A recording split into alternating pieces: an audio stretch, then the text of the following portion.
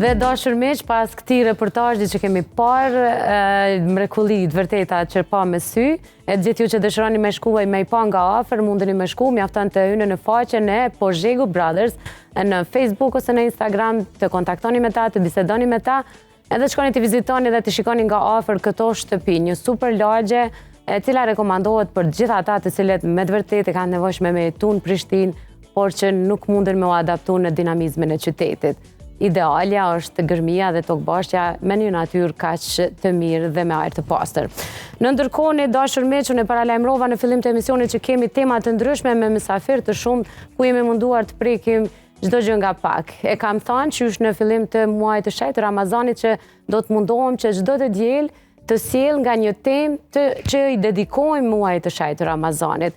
Sot, me që jemi drejt përfundimit të muajit të Ramazanit, do të flasim për rëndësinë e 10 ditësh të fundit, natën e Kadrit, natën e madhe, të veçantën e kësaj nate, mitet apo të vërtetat që i dim rreth natës së Kadrit dhe ditësh të fundit të Ramazanit e shumë çka tjetër. Do të diskutojmë bashkë me Hoxh Mustafa Meti, imam në xhaminë e madhe Mulla Vesel Guta në Ferizaj, i cili tashmë është studio me mua. Mirë se erdhe Hoxh. Mirë se u gjej. Faleminderit shumë që ke gjetë kohë me ardhur në emisionin tonë. Shumë kënaqësi me fol për diçka kaq pozitive, kaq energji që jep. Unë gjithmonë e them që Ramazani sikur e shton dashurinë të njerëz, edhe atë energjinë pozitive edhe i shuan pak a shumë ato inatet, zemrimet, problemet për t'i dhënë një shtytje me jetu edhe me i kalu më lehtë. Por sidomos në këtë energji pozitive fokusohen shumë në 10 ditën e fundit të Ramazanit. A mundesh me më tregu çka është ose pse është kaq e veçantë 10 ditësh i fundit Ramazanit? Edhe një herë faleminderit për ftesën. Kënaqësia jonë. Muaji i Ramazanit i tëri është i veçantë. Po.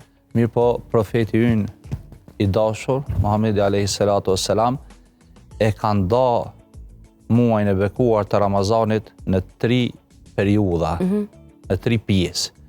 Ka thënë 10 ditët e para të muajit të bekuar të Ramazanit janë ditët e mëshirës, që Zoti Xheleshanuhu ve Xhelaluhu i mëshiron gjithë ata të cilët shprehin ngadishmëri që të hynë në muajin e bekuar të Ramazanit me pasion për të agjëruar, realizuar këtë obligim të Zotit fuqiplot dhe për të përmirësuar gjithçka në vetveten e tyre, në familjet e tyre, në shoqëri, por edhe gjendjen e ummetit në përgjithësi.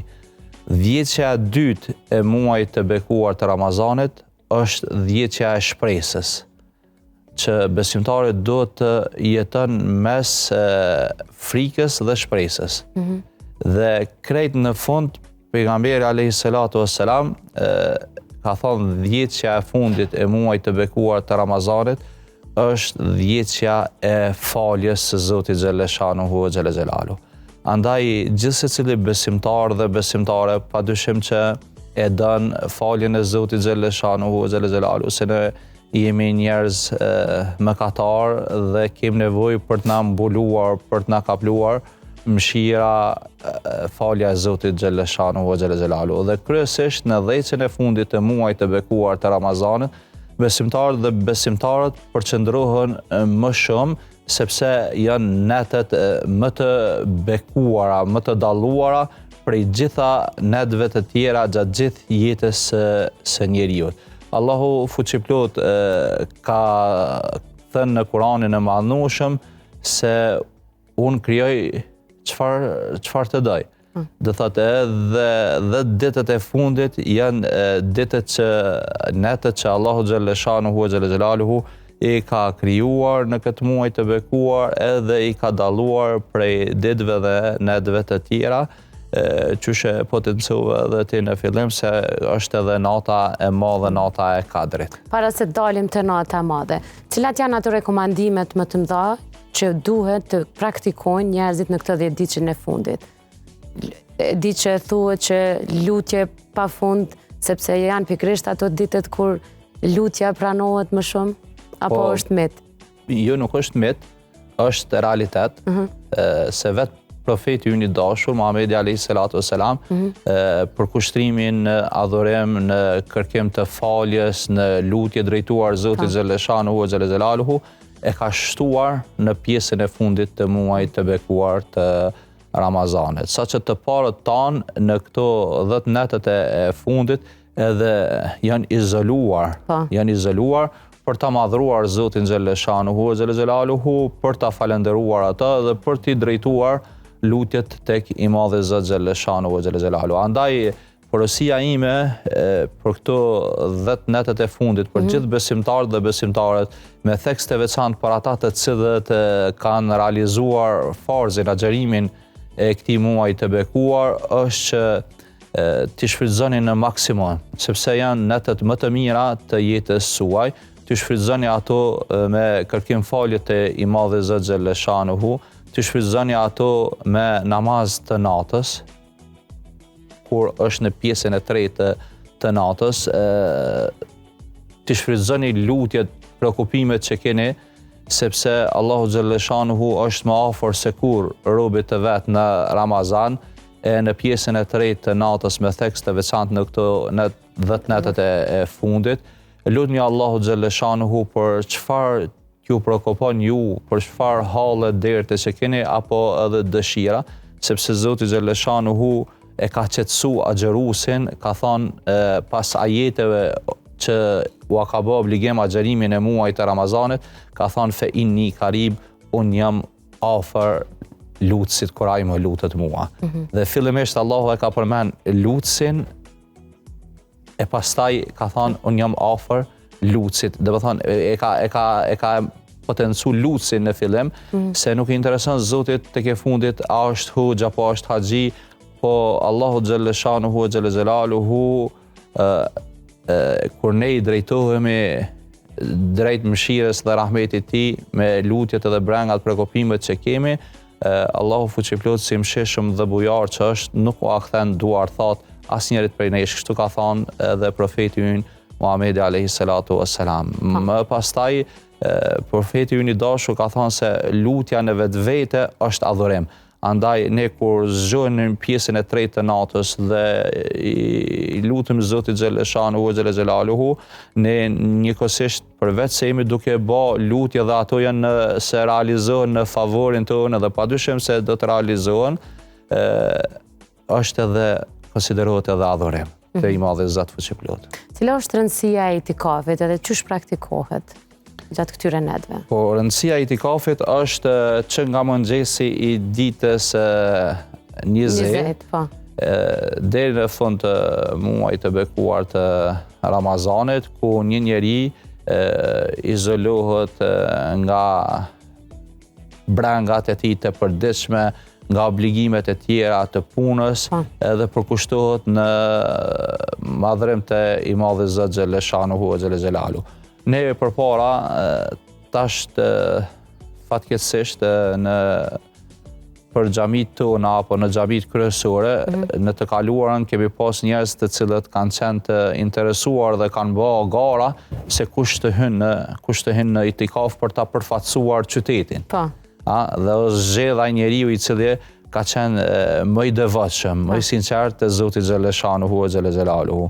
Pra itikafi është një tradit, një sunet profetik i Muhamedit alayhi salatu wassalam, e që pejgamberi alayhi salatu wassalam ka thënë ai i cili largohet prej traditës time nuk është me mua. Ne i ftojmë besimtarët e besimit islam, ata të cilët janë të përkushtuar, i ftoj kolegët që të bëjmë përzgjedhjen më të mirë te xhamati i tyre, te besimtarët që në itikaf na përfaqësojnë ata njerëz të cilët janë më të devotshëm, janë më afër Zotit Xheleshanuhu e Xhelaluhu, janë më të ndershmit, më të moraçmit që familja, rrethi, shoqëria i njeh për të mirë. Po. Në ndërkohë e përmendëm dhe që lutja është një pjesë edhe vite më parë njerëz janë izoluar nga punët e përditshme, nga rutinat e tyre për të lutur dhe për të qenë me kriju sa më shumë afërsi me Zotin. A ka një lutje specifike e cila rekomandohet të përdoret gjatë këtyre netëve, qoftë në iftar, qoftë në sifër? Për ata që agjerojnë. Gjatë këtyre netëve, lutjet e syfyrit janë përveç kërkimi i faljes. Në sifër, kjo është më e mira, që ne t'i kërkojmë falje Zotit Xheleshanu u Xhelexhelaluhu, se kështu na porosit në Kur'anin e Madhnushëm. Lutjen e iftarit më vetë se e dini, o Zot në ty besoj, me begatit tua bëj iftar. Ndërsa lutja që proferohet gjatë tyre 10 netëve të fundit të bëhet, është lutja që është në ka mësu pejgamberi alayhi salatu wassalam, Allahumma innaka afuwun kerimun tuhibbul afwa fa'fu anna, që në gjuhën shqipe dën të thot, o Zot ti je falës e dën faljen, falë mua.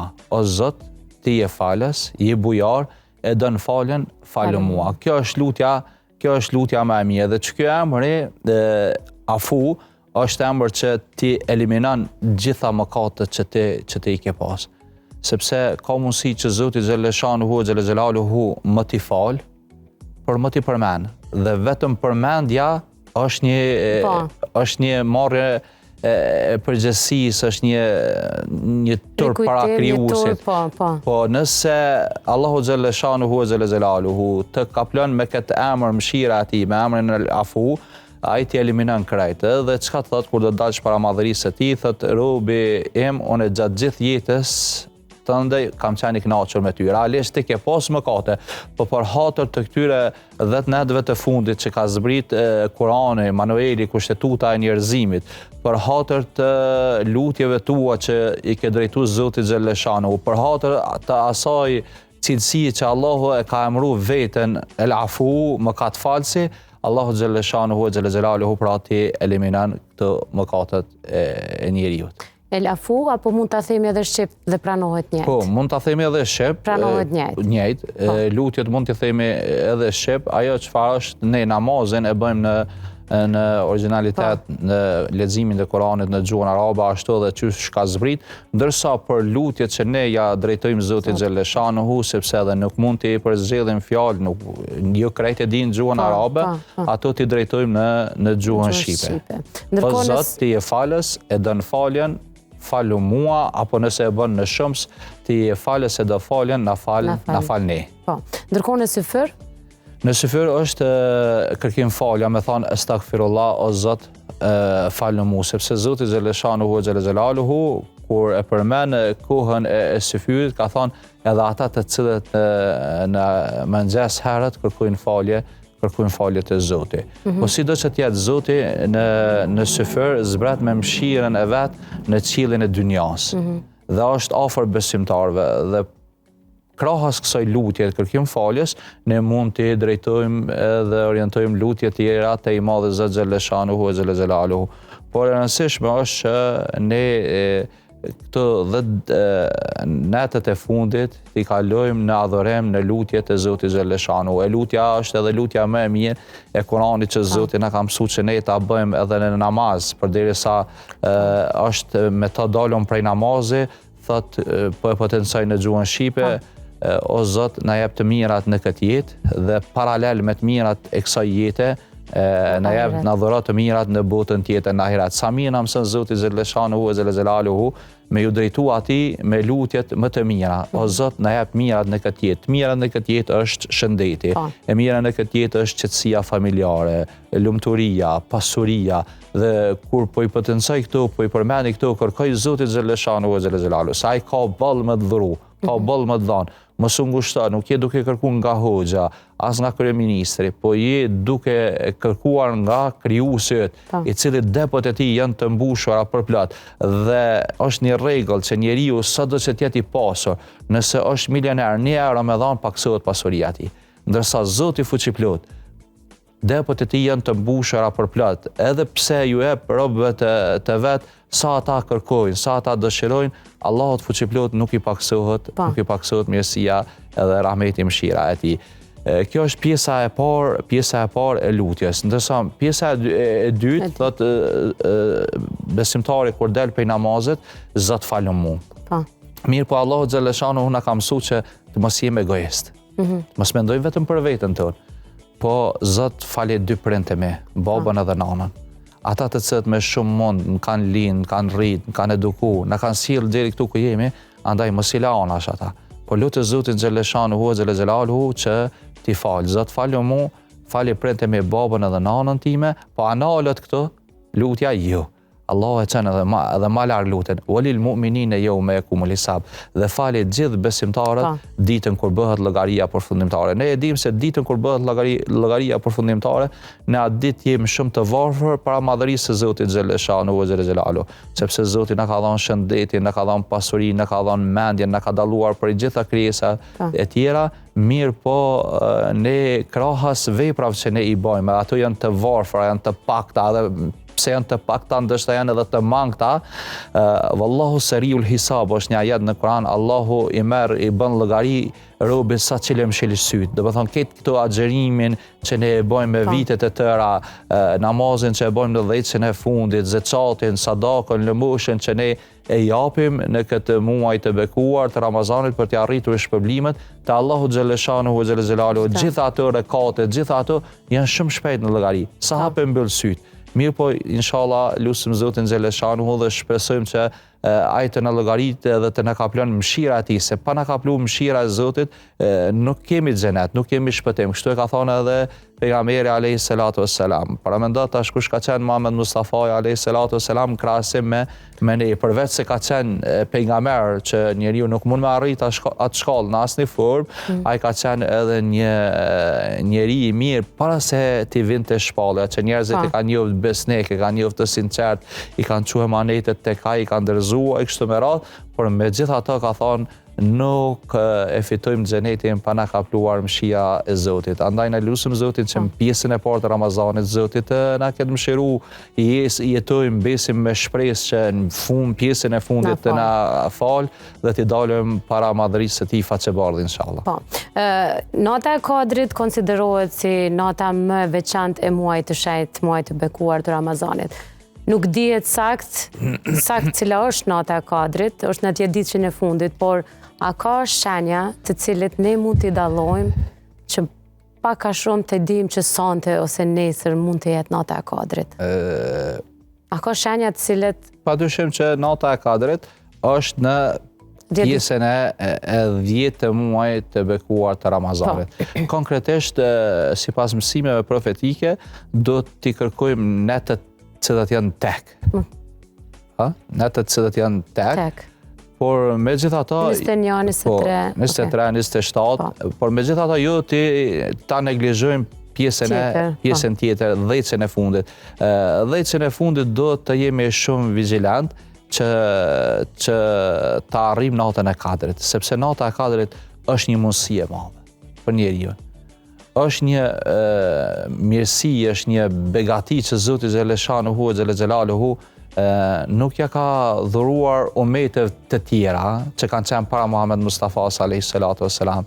Shtrohet pyetja, nata e Kadrit si erdhi puna deri te nata e Kadrit. Nata e Kadrit, përderisa pejgamberi alayhi salatu wassalam ishte duke shpjeguar një herë sahabëve, shokëve të tij për 4 burra, për 4 persona, për 4 njerëz të mirë nga Beni Israelet, të cilët 80 vite nuk e kishin thyer urdhrin, fjalën e Zotit xhaleshanu ve xhelalu, kishin qenë njerëz besimtar të mirë, ata u habetën, si ka mundësi njeriu 80 vite të qëndroj në raport me krijuesin pa thyer ndonjë urdhër, pa refuzuar urdhrat e Zotit fuqiplot. Dhe sikur shokëve profetit pejgamberit alayhi salatu wassalam mbeti merako, u ala lakmi, dhe atëherë Xhibrili alayhi salatu wassalam, melaqja më madhështore, më gjigante, zbriti te Muhamedi alayhi salatu wassalam dhe i tha: "U ala lakmi ato çfarë ju tregove shokëve to për ata njerëz. Mirë po Zoti xhaleshanu ve xhelaluhu ka zbrit ty diçka që është madhështore. Ajo është nata e Kadrit, që është më me vlerë se sa 1000 muaj të tjerë. Dhe me thonë 1000 muaj i bie parafërsisht dikon 83 vite e diçka e 3 muaj. Nëse ne po supozojmë në jetën tonë, po e marrim një jetë, po shkojmë deri në penzion, 65 vite. 15 vite nuk e kemi obligim agjerimin e muajit të Ramazanit. Edhe 5 vite inshallah nuk ndodh të asnjë njeri, mirë po megjithatë jeta i ka sprovat edhe preokupimet e veta, në pjesën e fundit të pleshrisë, edhe një 5 vite po i minusojmë që s'mundemi me agjeru, po na mbesin edhe 25 Ramazana. 25 Ramazana për çdo vetëmëtar nata e Kadrit, më ta dhanë vlerën e 83 viteve. Për ti edhe unë edhe gjithë besimtarët e besimit islam, do thotë e kanë një fadilet, e kanë një mirësi, e kanë një arritje që është më e lartë se sa jeta e Nuhut a.s. E Nuhu a.s. ka qenë një njeri që ka jetu 950 vite, ka bo ftesë në besim 950 vite. Dhe 950 vite nuk on pak.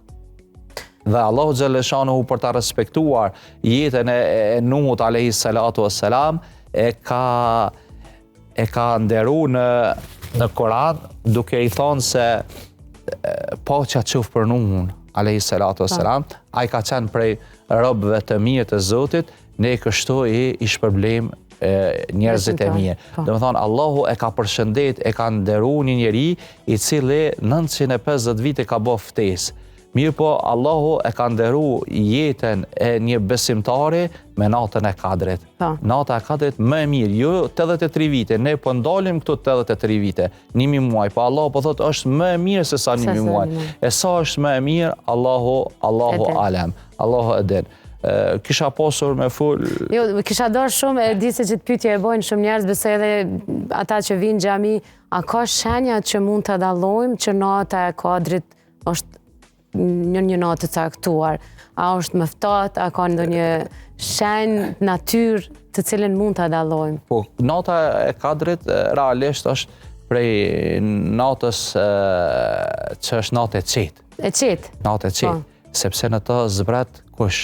Zbret Gjibrili a.s. dhe zbresin anxhujt. Dhe në të zbret paqja bashkë me anxhujt, zbret paqja, sa që djetarët kanë thonë në këtë natë, do thotë nuk shkruhet asgjë tjetër përveç se paqës, të mirës, lumturisë. Ndërsa ato e xhelet, fatkeqësitë shkruhet në netët tjera. Natën e Kadrit ka mendime të tilla që në këtë natë shkruhet vetëm nata e paqës. Andaj pra është një natë e qetë, një natë ku njeriu ndihet shpirtërisht qetë, ku njeriu është në gjendje zbutët zemra e tij, rrëshqethet likura e tij, del loti nga syri i tij, saqë kanë thonë këto janë shenja që Gjibrili a.s. gjithë secilin besimtar dhe besimtare për punën çfarë ka bërë në muajin e bekuar të Ramazanit e përshëndet. Dhe për me njoft atë përshëndetje se si është ajo mendi, janë këto shenja, për shembull rrëshqethet likura kur dëgjohet fjala e Zotit Gjellëshanuhu Kurani, zbutet zemra, shluhet dora e sadakës, mëshirës, të varfërit, pikon loti duke ndi fajsin gjithë secilin njeri për gabimet çfarë ka bë. Këto janë shenja të natës së Kadrit, disa prej tyre. Po nata e Kadrit është me rëndësi që ne ta shfrytëzojmë në mënyrën më të mirë që është e mundur. Do thotë me lutjen që e tregum më herët, edhe krahas asaj lutje të themi 3 herë la ilaha illallah në natën e Kadrit. Qabel Ahbar ka thonë se kush thot 3 herë natën e Kadrit la ilaha illallah, la ilaha illallah, la ilaha illallah, ka shpëtu. Allahu me të parën e falë, me dytën e largon nga zjarri i xhehenemit dhe me tretën e fut në xhenet. A sheni se e thjeshtë është 3 herë me thonë la ilaha illallah, po kur e kanë pyet kanë thonë a mund të thot këto ai i cili nuk është i sinqert, ka thonë po kush e thot këtë? Përveç atyre të cilët jetojnë me këtë fjalë, e dojnë këtë fjalë, përveç atyre të cilët për hatët kësaj fjale kanë abstenu prej ushqimit dhe pijes, prej kënaqësive të ndryshme që gjatë muajve të tjerë i kanë të lejuar. Do thotë vetëm ai që është i sinqert në raport me Zotin, Zoti ja mëson me thënë këtë fjalë la ilaha illallah. Pastaj natën e Kadrit edhe xheneti përmallohet për besimtarët. Sidratul Muntaha është një kufi ku përfundon ajri i dynjas edhe ajri i ahiretit. Aty është një kufi. Dhe melaçet shkojnë i raportojnë për gjithë secilin njeri, për gjithë secilin besimtar dhe besimtare me emër edhe mbi emër. Edhe me emër të prindëve të tyre se çfarë ka bë filani e fistekja. Dhe kur i raportojnë Sidratul Muntahas, atëherë xheneti kthehet edhe e pyet. Thot çfarë të thanë me lajket, Sidratul Muntaha i drejtohet xhenetit se me lajket thanë për filanin se ka kërku falje, ka dhënë sadak, ka dhënë lëmbush, e kështu me radhë, ka lexu Kur'an, ka bë namaz të natës, atëherë thot mi sillni sa më parë se jam përmallu për ta. Do të thonë edhe xheneti përmallohet për besimtarët natën e Kadrit. Numri i melajkeve në natën e Kadrit është shumë i madh, saqë ka ardhur në hadithet profetike sa numri i rërës. Pra mendoj sa ka rërë, nuk ka do të thonë pllom, nuk ka vend në tokë që nuk zbresin melaqet, anxhujt e të lutën për besimtarët dhe besimtarët e cilët e shfrytëzojnë këtë natë. Po du me të pyet hoxh, janë një pjesë e shoqënisë tonë, fatmirësisht është rrit numri edhe gjeneratave të reja, të cilët edhe agjërojnë, edhe praktikojnë, edhe shkojnë në xhami, edhe po du me unalte një pjesë e shoqënisë të cilët e respektojnë tradicionalisht për nga familja, agjërojnë Ramazanin, por nuk falen. Pyetje me vend. Agjërimi ju pranohet? Gjithsesi se Allahu fuqiplot namazin, zeqatin, agjërimin, haxhin i ka bë shtylla të Islamit. Këto janë shtylla që e mojnë Islamin, e mojnë fejnë, e mojnë dinin. Dhe ne nuk ju themi asnjëherë që mos agjëroni nëse nuk falesh, se nuk u pranohet agjërimi. Besa dhe nuk jemi kompetent mi u tregu njerëzve se çka pranohet e çka nuk pranohet, Zoti më ndërhyn në mëshirën edhe rahmetin e Zotit fuqiplot. Aq më tepër kur ai ka thonë për agjërimin se ai bëhet për mua dhe unë e shpërblej ata. Kush jemi ne me gjykut të kundërtën apo me ndërhyrje në këtë lidhje të Zotit me robën e vet. Por megjithatë, namazi është ai i cili e ka lit njeriu që agjërimi i tij të jetë sa më i kompletuar, se namazi i përfshin gjitha llojet e adhurimeve. Kur je në namaz je duke agjëru, edhe jashtë Ramazanit. Pse? Se nuk lejohet gjatë namazit me ngrënë edhe me pi. Për aq kohë sa je duke fal, je duke agjëru. Kur je në namaz, je duke dhënë zeqat. Pse? Se e ke ndal punën. Je distancuar nga puna, je duke dhënë sadak, lëmbush. Kur je në namaz, merr një pjesë të shpërblimit të çabës. Pse? E ke kthy fytyrën edhe zemrën ka çabja. Do të thonë namazi është adhurimi, është shtylla kryesore e Islamit, pas dëshmisë, pas fjalës la ilaha illallah, por megjithatë edhe zeqati, edhe agjërimi, edhe haxhi janë shtylla. Tash cila do që e ke dëmtu apo nuk e ke realizu mirë, e ke lënë mangu Islamin tanë, besimin tanë. Por megjithatë ne shpresojmë te Zoti xhaleshanuhu xhelaluhu që gjithë ata të cilët agjërojnë, sepse edhe agjërimi bëhet për Zotin, edhe namazi bëhet për Zotin. E si ka mundësi për shembull të bësh diçka, të marrësh diçka nga Islami, nga porositë e Zotit dhe të lash anash diçka tjetër. Po sido që të jetë, agjërimin Allahu xhaleshanuhu e ka bërë një herë në vet, që vije një muaj dhe qëndron me ne 29 apo 30 ditë, ndërsa namazin e ka bërë 5 herë në ditë para se të lind dielli. Në namazin e sabahut, që besimtari të prish rahatin, qetësinë e xhumit për ta falendëruar, për ta madhruar Allahun xhaleshanu. Para mendoj vetëm 2 rekate po ndon atash te namazi pak nëse më lejohet. Vetëm 2 rekate sunet të sabahut, ka thënë profeti alayhis salatu wassalam, është më e mirë se gjithë kjo budh dhe gjithë çka ka në ta. E të mos flasim më për forzin, për obligueshmërinë, 2 rekate tjera që janë farz. Se sunet është ato që e ka fal Muhamedi alayhis salatu wassalam, ndërsa farz është ato që Zoti e ka obliguar. Gjithë ky shpërblim është vetëm për sunetin. Pastaj vjen dita, je zgjuar në mëngjes, e ke fal sabahun, ke filluar ditën, vjen mesdita. Edhe në mesditë ne bëjmë gjithsesi një pauzë. Po përveç asaj pauze që ne duhet me pushu fizikisht, ne duhet të pushojmë edhe shpirtërisht, ta falenderojmë Zotin xhaleshanu. Krejt në fund të ditës në namazin e ikindijes, pasi që të para dielli në namazin e akshamit dhe krejt vënë e rësire në natës në namazin e jacis. Kështu që besimtari gjatë 24 orëve të mos e ndërpret lidhjen me Zotin Xheleshanu e Xhelexhelalu. Paramendo tash, kur një njeri vjet të viziton për çdo ditë, edhe kur një njeri vjen edhe të viziton vetëm një herë në vetë.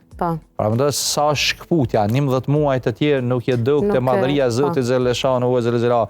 Nuk është dëgju zëri yt, zëri lutjes, zëri faljes, zëri pendimit, zëri i kërkesave, lutjet të Zotit fuqiplot.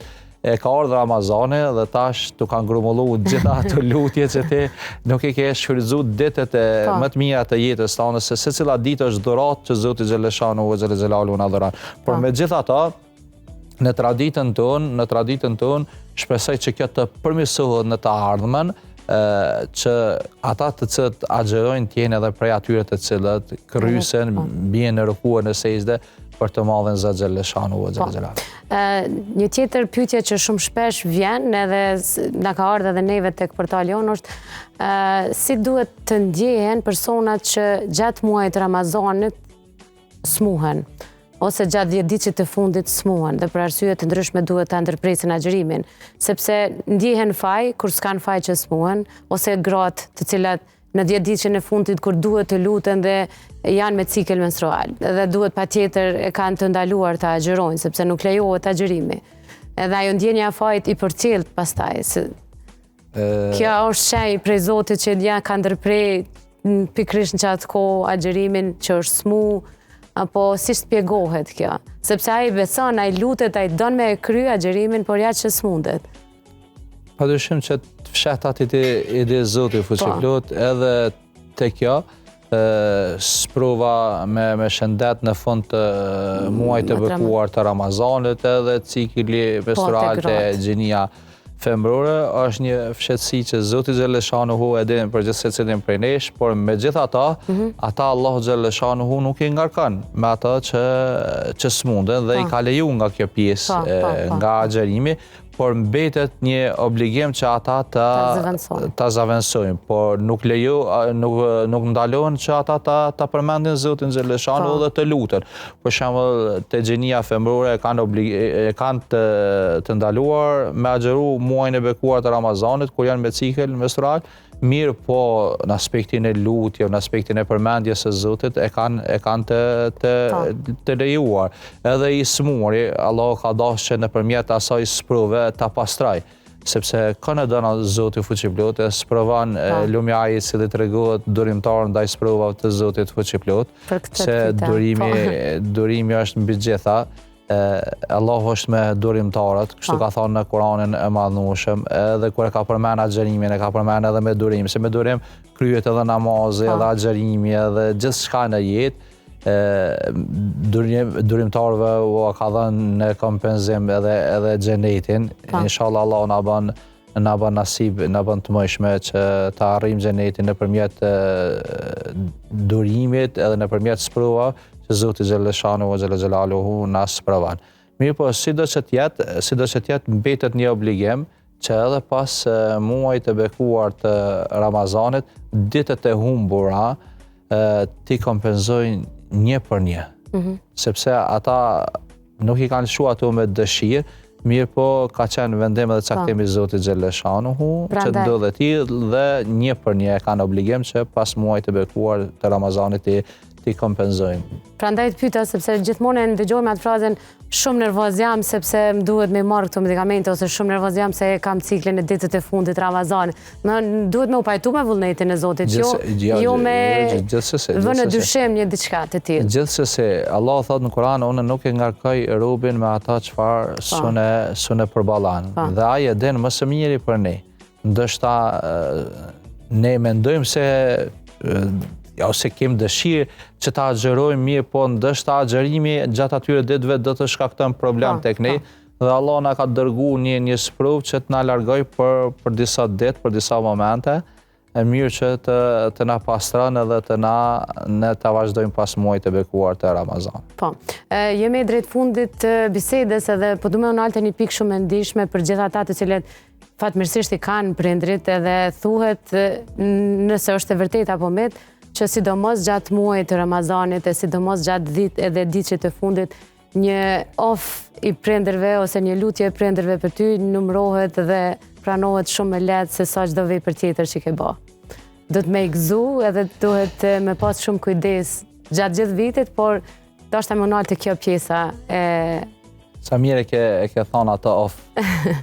Nëse kisha pas mundësi do të isha lidhur të ajo shpreha jote apo fjala e Zotit në Kur'anin e Madhënueshëm. Kur'ani ka zbrit në gjuhën arabe. Po. Mirë, po prej madhështisë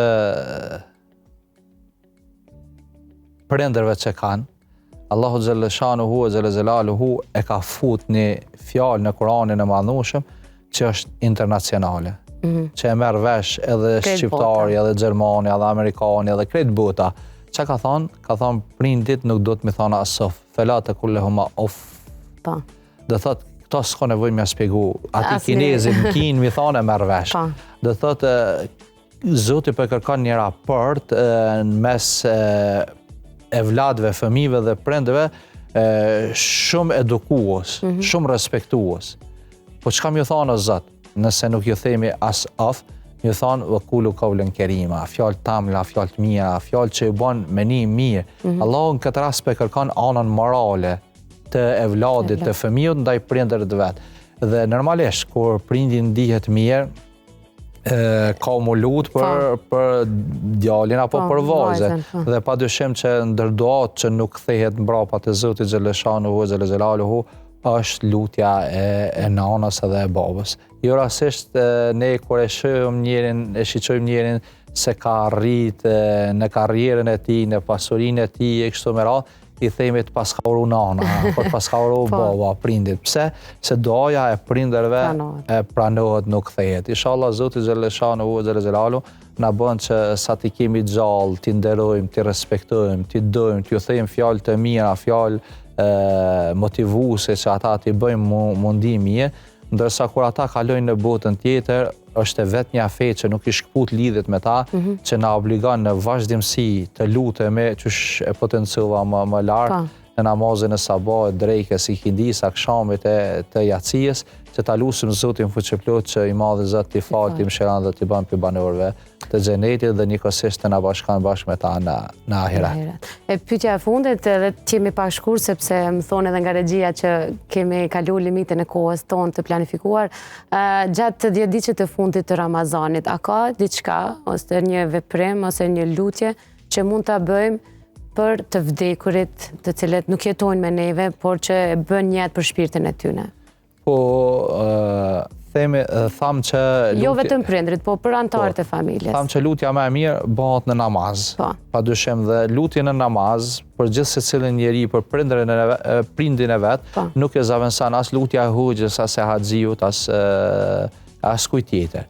Se sa fëmijët të lutet për prindin e vetë në namaz, kjo është madhështore, është më e mirë. Po a ka diçka tjetër veç kësaj? Po ka. Për shembull sadaka, lëmosha me dhënë për shpirtin e tyre. Ne në fund të Ramazanit, nëse mos ti mbetim bash dhe ditët e fundit, jepet edhe sadakatul fitri. Për çka jepet sadakatul fitri? Për ta pastruar Ramazanin tonë. Prej aty ku kemi gabuar ndonjë fjalë që kemi thënë, edhe jepet që ne ti nxjerrim ditën e Bajramit, ata të varfërt spaku ditën e gëzimit, ditën e festës, të jenë me tërëz me sofër të mbushur, mos dallojnë prej nesh. Dhe më thonë, mbetet varur agjerimi i besimtarit përderisa nuk e jep sadakatul fitr. Mes tokës edhe mes qiellit mbetet... Që si llogaritet hoxh për person, për antarët familjes, për shembull, Po sadakatul fitr më mirë den ai i cili e jep, qysh e ka mirëqenjen e tij ekonomike, gjendjen e tij, qysh e ka konsumu syfyrin edhe iftarin. Tash syfyri edhe iftari i tij e mbulon me 5 euro apo me 10 euro apo me 20 euro, varësisht njëri këto e den. Mirë, po bashkia islame e ka caktuar që të ketë 3 euro, 5 euro, 10 euro në mënyrë që gjithë secili të mos privohet nga dhënia e sadakës, mirë po ta ketë një mundësi se dhënia e sadakës është një ndjenjë mirë dhe e bën njeriu mundi mirë, shkencëtarët kanë bërë zbulime, analiza me këto, se ata që japin sadak, japin lëmbush edhe në çështjen e analizave të përmbranshme të trupit të tyre, rezultojnë në mënyrë pozitive. Po jemi të prindrit, për shembull në të kaluarën kanë këndu suratul Yasin, kanë këndu hatme. Padyshim që Kurani është mëshirë edhe për gjallët edhe për të vdekurit. Dhe ne nuk duhet t'i zbehim këto tradita. Traditën e sadakës, lëmbushës për prind, për babë, për nanë, traditën e leximit të kapitullin suratul Yasin, traditën e leximit të Kuranit të tërë që ne e quajmë hatme e kështu me radhë. Gjithçka çka njeriu bën mirë ka me zejtë e Zotit Gjelle Shanuhu Gjelle Gjelalu. Feme ja'mel mithqale dharratin khajra jera, wa me ja'mel mithqale dharratin sharra jera. Qoftë e mira, sa grimca atomit, ato kine me gjenë. Qoftë e jep një herë për babën tanë, ato kime gjetë. Për nanën tanë, ato kime gjetë. Qoftë një faqe Kur'an, ato kime gjetë. Qoftë një herë ke thonë la ilaha illallah, nëse një herë ke thonë stakfirullah, o Zot fale, nëse pejgamberi alayhi salatu selam ka thonë dua alihima wal istighfaru lahuma, me bë lutje për të vdekurin edhe me bë kërkim falje që Zoti Gjelle Shanuhu Gjelle Gjelalu me fal. E kjo lutja mundet me qenë me Kur'an, mundet me qenë me përmendje, me dhikr, në forma të ndryshme. A duhet të vizitojmë të varrezat? Kjo është një gabim që ne e bëjmë ditën e Bajramit, që i lam anash të gjallët e orientohem në drejtim të varrezave. Nuk do të thotë që vizita e varrezave është e ndaluar, mos keq kuptohemi, ajo është e lejuar. Mirë, po ju në ditën e Bajramit fillimisht shkojmë te varrezat e pastaj të vim te familja. Dhe ditën e Bajramit ta kthejmë në ditë mërzie, piklimi. Dita e Bajramit është ditë gëzimi. E ke realizu agjerimin e muajit të bekuar, një muaj rresht ke agjeru, je fal, ke dhënë zeqat, se dhe zeqatin e ruajnë besimtarët që ta jepin në këtë muaj, ke dhënë sadak, ke lexu Kur'anin, ke bërë gjitha ato të mira dhe krejt në fund ditën e gëzimit ta kthesh në mërzi, kjo nuk lejohet. Mërzia është aty, po të paktën mos ta shfaqen neve, padyshim që ata që i ka provu Zoti edhe nuk baba, nana vitin e kaluar ka qenë në sufrën e Bajramit, si vjet nuk e ka, ajo padyshim që është një mungesë edhe është një eran për gjithë secilin evlat të tyre, por megjithatë ne do të bindemi se nuk ka fillu gjithçka me lindje dhe nuk përfundon gjithçka me vdekje. Ne nuk i kemi në trojezat tona, në shtëpitë tona, po do t'i takojmë me një vend tjetër në botën tjetër në ahiret inshallah. Po s'po me mes shikuesve bashkë kur e përmend sadakan edhe tregove shumë mirë se si llogaritet, a ka ndonjë lutje specifike gjatë kohës sa japim sadakan, çfarë duhet ta themi, ta bëjmë në jetën? Ma thuaj shqip të lutem që ta kuptojnë. Ndonjë lutje specifike nuk ka, mirë po sa më e mirë që t'jetë ajo, sa më e bukur, sa më e pastër që t'jetë, preferohet që t'jetë sa më e mirë. Që ato që e jep njeriu të jetë e pastër, qoftë rroba, qoftë ushqim, t'ja çon mënyrën më të mirë të mundur, sepse ajo mas parja arrin te dora e Zotit Gjelle Shanuhu Gjelle Gjelalu, shkon te Zoti e më pastaj shkon te dora e nevojtarit. Dhe duhet të kemi kujdes se si e ngrisim si e transmetojmë për te Zoti Gjelle Shanuhu Gjelle Gjelalu. Hoxh, të falenderoj shumë për kohën, për përgjigjet edhe për krejt këshilla që na dha. Me nderëqofshi edhe unë u falenderoj për ftesën. Ne them disa gjëra për këtë 10 ditët e fundit, padyshim që ajo çka nuk është thënë është më shumë se kjo çka është thënë, po besoj se diçka kemi thënë inshallah. Unë shpresoj që gjithë ata të cilët kanë agjëruar, fillimisht i uroj agjërim të lehtë të pranuar gjithëve, por ata të cilët besojnë, na kanë dëgjuar dhe të paktën kanë marrë këtë energjinë dhe këshillat tua gjatë kohës sa kemi biseduar kaq sa pa të mundësi sot. Faleminderit shumë që ishte sot me ne. Faleminderit edhe për ju. Edhe për juve agjërim të lehtë dhe të pranuar. Gjithashtu edhe për ju dhe për mbar besimtarët. Faleminderit shumë. Dashur miq, kemi qenë këtu bashkë me Hoxh Mustafa Ahmeti, imam në xhaminë e madhe Mulla Vesel Guta në Ferizaj. Në ndërkohë do të vazhdojmë me diçka krejt tjetër. E dini që çdo të diel mundohemi që temat vetëdijsuese shëndetësore të jenë prioritet i studios tonë, në mënyrë që të parandalojmë sa më shumë sëmundje duke ngritur vetëdijsimin e qytetarëve rreth çdo simptome dhe njohurisë se si të reagojmë në situata të ndryshme. Kontributi i mjekëve në emision është i vazhdueshëm sepse gjithmonë vinë dhe japin këshillat e tyre të nevojshme. Pikërisht për këtë do të flasim edhe sot. Doktoresha Vjolca Haklaj është mjek emergjente me cilin do të flasim për specifikat e rasteve emergjente. Një punë e rëndë, sfiduese shumë, por që një mision human dhe shumë i rëndësishëm për mbijetesë, sepse aty janë dera e parë kur pacientët në një gjendje të rëndë shkojnë. Në detajet tjera do të flasim pas pak në studio me doktoreshën Vjolta.